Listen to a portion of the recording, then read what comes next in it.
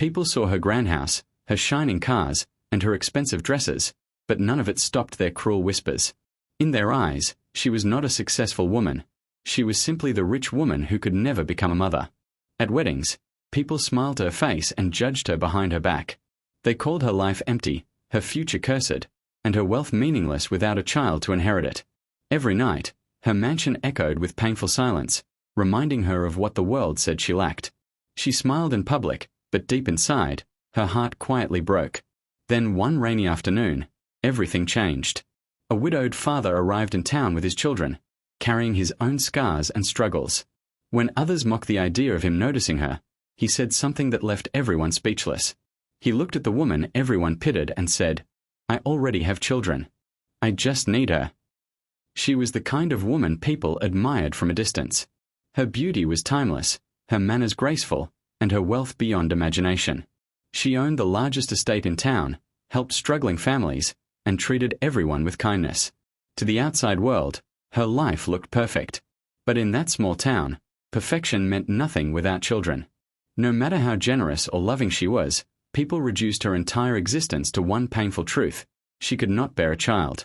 Women whispered during gatherings, men judged her in silence, and even strangers looked at her with pity instead of respect. They ignored her heart and focused only on what they believed she lacked. Every compliment she received felt hollow. Every celebration felt incomplete. Behind her polished smile was a woman carrying wounds no one could see. Each night, she sat alone in her grand home, hiding tears behind luxury, wondering if all her success would ever be enough for a world that refused to see her true worth. The next morning, she stepped into another crowded family gathering, wearing elegance like armor while her heart quietly prepared for the familiar pain. The grand hall sparkled with laughter, music, and celebration. Yet the moment she entered, the air around her shifted. Conversation softened, eyes turned, and those same piercing whispers followed her like shadows. Women covered their mouths as they spoke about her, their cruel words disguised behind fake sympathy. Some said all her riches were useless because no child would ever call her mother. Others claimed a woman without children was like a tree without fruit, beautiful, but meaningless. She stood tall, pretending not to hear, but every sentence cut deeper than the last. When she smiled at a little girl standing nearby, the child's mother quickly pulled her away, as though heartbreak itself could spread like disease. That small moment shattered something inside her. She had spent years giving charity, helping neighbors, and offering kindness to anyone in need, yet society still treated her as though she were cursed. Soon, another proposal arrived from a wealthy family friend, and for one fragile moment, hope returned. Perhaps this time, someone would see her heart before her pain. But hope collapsed quickly when a man's family discovered the truth. Their polite smiles vanished, replaced by cold excuses and sudden distance. By evening, the proposal was gone, just like all the others before it. She overheard his mother say her son deserved an heir, not an empty legacy. Those words echoed in her mind for days. For the first time, she stopped defending herself against the world's judgment and started believing it. Maybe they were right. Maybe no matter how loving, successful, or kind she was, she would always be incomplete. Her laughter faded. She stopped attending celebrations, avoided crowded places, and buried herself inside the silent walls of a mansion. The once vibrant woman became a ghost in her own life, watching happiness from behind closed windows. Rainy afternoons became her only comfort, because storms outside matched the emptiness within. Then one ordinary afternoon, as heavy rain poured over the town, something unexpected happened. A moving truck stopped near the old house at the edge of her property. Curious, she watched from her window as a tired man stepped out, soaked from the rain but determined.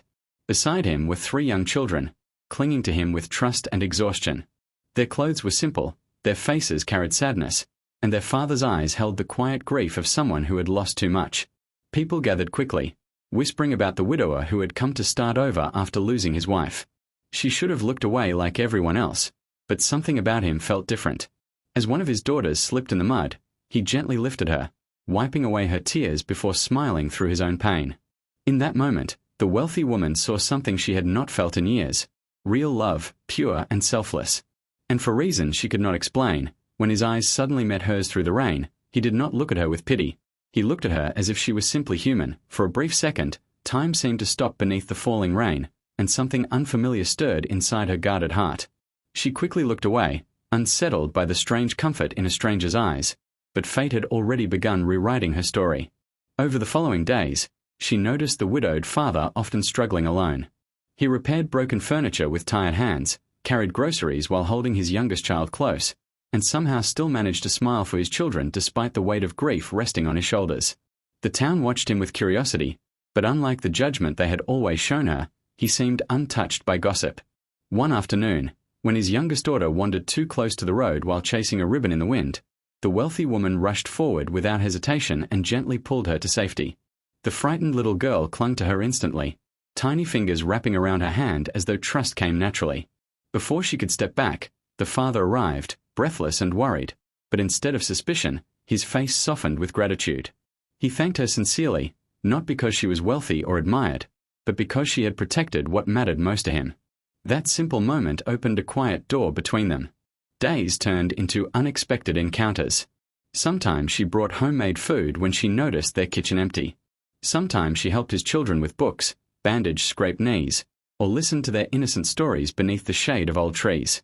She never planned to become part of their daily lives, but their laughter slowly filled spaces inside her that had been painfully silent for years.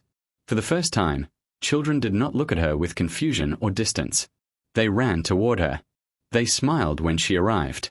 They held her hands, showed her drawings, and waited for her stories. Their trust was effortless, and their affection felt like sunlight reaching the darkest corners of a soul. What surprised her most was their father. He never once asked the question everyone else had centered her life around.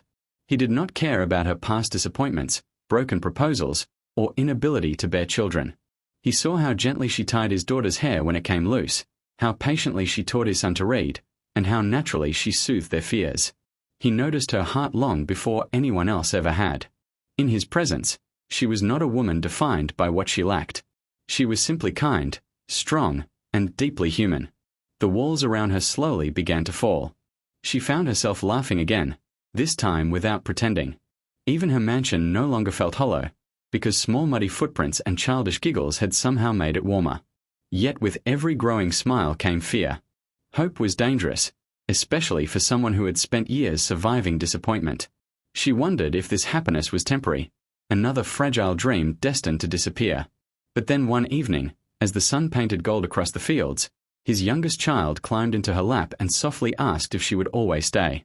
Tears filled her eyes before she could answer, because in that innocent question, she realized something extraordinary had already happened. Without giving birth, without changing who she was, she had become necessary to someone. And for the first time in years, instead of feeling incomplete, she felt hope begin to bloom again. That single innocent question stayed in her heart long after the child had fallen asleep in her arms. For the first time, she allowed herself to imagine a future she had stopped believing she deserved. But small towns rarely let happiness grow quietly. It began with whispers, then judgment, and soon the entire town was talking. People noticed how often she spent time with the widowed father and his children. They watched the laughter, the comfort, and the bond forming between them, and instead of seeing healing, they created scandal. Women who once pitied her now mocked her more boldly, claiming she was trying to steal a family she could never create herself. Men laughed at the widower behind his back, saying grief had blinded him if he could not find a real woman who could give him more children. Cruel rumors spread like wildfire, reaching every market, gathering, and doorstep. Still, she tried to ignore them, convincing herself that silence was stronger than pain. But deep down, old wounds reopened. She began pulling away, visiting less often, fearing her presence would damage the only beautiful connection she had ever known. The children noticed first. Their smiles faded when she stopped coming by each evening. Their father noticed too, especially the sadness she tried so hard to hide. Then came the town's annual harvest celebration, the largest public gathering of the year. Families filled the square, music played, and laughter echoed beneath glowing lanterns. She almost did not attend, but one of the children begged her to come, and she could never refuse those hopeful eyes. Dressed elegantly but carrying quiet fear, she arrived only to walk straight into the cruelest humiliation of her life. A group of women, standing close enough for everyone to hear, began taunting her openly. They mocked her beauty, her wealth, and the absurd idea that a father would choose a barren woman when he needed a true wife. Their laughter spread. Soon others joined, some shaking their heads, others whispering loud enough to wound. She froze, her face pale, humiliation burning through her carefully built strength. Years of judgment came crashing down at once, and for a painful moment, she believed them all over again. Maybe she truly did not belong in the life she had dared to hope for. Tears threatened to fall as she turned to leave, desperate to escape before her heartbreak became public spectacle. But before she could take another step, a strong voice cut through the noise. The widowed father stepped forward from the crowd, his children standing beside him, his face calm but unshakable. He walked directly to her, not with shame, not with hesitation, but with certainty. Then he turned toward every mocking face in that silent square. The world seemed to stop breathing. With one hand holding his children close and the other reaching for hers, he said words that shattered every cruel belief she had carried for years. "I already have children. I just need her." Silence consumed the crowd. No one laughed. No one whispered. In that breathtaking moment, he did what no one else ever had. He did not defend her out of pity. He chose her out of love. He saw her not as a woman missing something, but as the woman who had already become everything his family needed. And as tears finally fell, they were not tears of shame, they were tears of being truly seen. Those words did more than silence a cruel crowd. They healed a woman who had spent years believing she was unworthy of being chosen. Standing beneath the lantern-lit sky, with his hand holding hers firmly and his children smiling beside them, she felt something inside her finally break free, not from pain, but from the chains of judgment that had defined her entire life. For the first time, she was not standing alone against the world. She was standing with a family. In the days that followed, the town's whispers did not disappear overnight, but they no longer held power over her. Something had changed too deeply.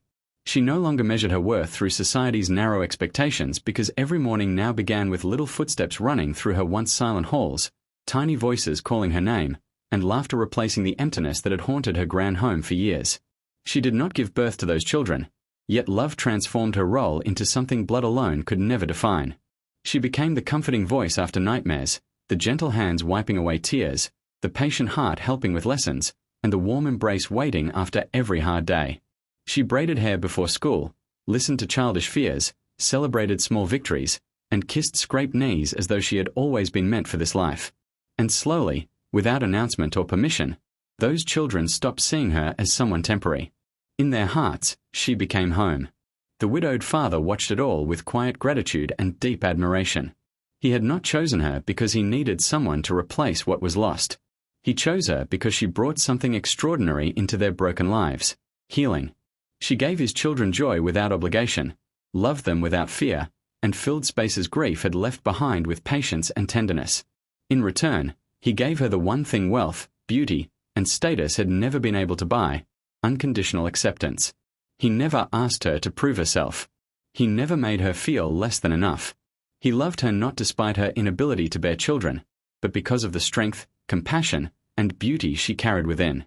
Their marriage was not built on society's expectations, but on a deeper truth: the understanding that family is created by love, not biology. Seasons changed, and so did the town. The same people who once pitied her began witnessing something they could no longer deny. Her mansion was no longer empty. It was alive with bedtime stories, shared meals, joyful chaos, and the kind of warmth money could never purchase. She had once been seen as a woman cursed by what she lacked, but now she was admired for everything she gave. Even those who judged her most harshly could not ignore the radiant happiness in the children who called her mother with pride. And sometimes, late at night, when the house grew peaceful and she stood watching her family sleep, tears would quietly fill her eyes, not from sorrow, but from gratitude. Because life had given her something greater than the dream she thought she lost. She was no longer the wealthy barren woman people whispered about. She was the heart of a family she never expected, the soul of a home once broken, and living proof that motherhood is not always about giving life. Sometimes, it is about giving love so pure that it creates one dot, and as years passed, the woman once whispered about with pity became a living reminder that society had been wrong all along. Her home, once painfully silent, overflowed with laughter, love, and the beautiful chaos of children who chose her just as deeply as she chose them. She never gave birth, yet she gave something even rarer: unshakable love, endless sacrifice, and a heart strong enough to heal what loss had broken. The world that once called her incomplete now watched in silence as she built the very family they said she could never have. And in the quiet moments, when small arms wrapped around her and loving voices called her mother, she finally understood a truth greater than pain. A woman is not defined by what her body cannot do, but by what her soul can give. Because true motherhood is not only about bringing life into the world. Sometimes, it is about bringing love into lives that need it most. And that kind of love is how families are truly born.